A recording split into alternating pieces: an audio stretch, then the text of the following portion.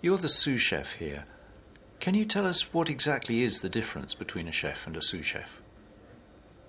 So basically, a sous chef is, and it basically translates to a second chef. So you have the head chef, then you have the sous chefs under the head chef, so they run the kitchen in the head chef's absence. How many hours do you work?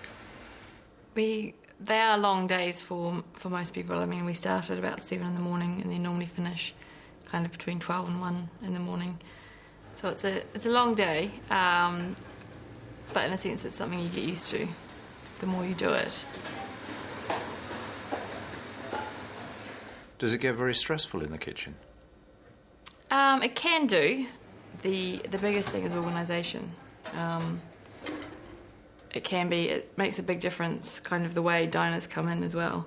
If they all come in at once, then it does get a bit, because you're always conscious of the fact that you don't want to keep people waiting too long, but you don't want to, in the other sense, just push out the food because they're here for the experience. So it can get stressful in some situations, and if you cook something and it's not right and you can't serve it, the time it takes to kind of begin the whole process again, for the guests that have ordered that particular dish, they have to wait a long time, but it also creates a backlog in a sense. So it can get stressful, but again, it's something that's managed. And if you're organised and kind of a bit forward thinking and always one step ahead, then it minimises the stress completely. And presumably the long hours don't help. Again, the hours don't help the stress, because obviously the more tired people are, then the more stressed they can get. But in a sense, the people that work here are quite very focused, very passionate about what they do. You kind of have to be able to put in the time that we all put in. So the stress I think it's something that can be managed. Do you cook at home? If so, what kind of food? Not much. I don't cook at home much.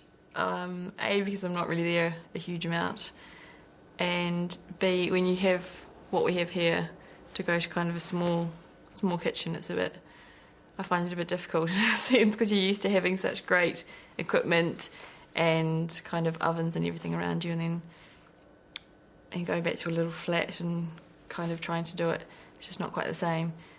But then when I have time off, if I'm on a holiday or something like that, then I of course enjoy kind of going to a market or even a supermarket and getting kind of local ingredients and doing it that way.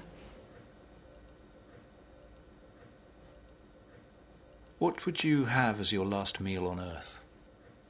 Wow, that's a big question. Probably would start with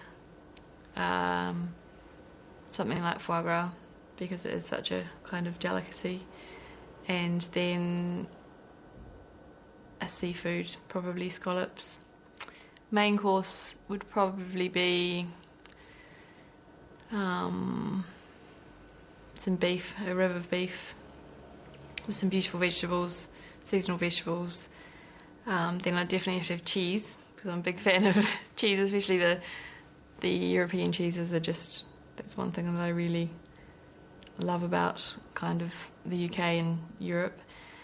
And then probably to finish, probably a pear tarte tatin.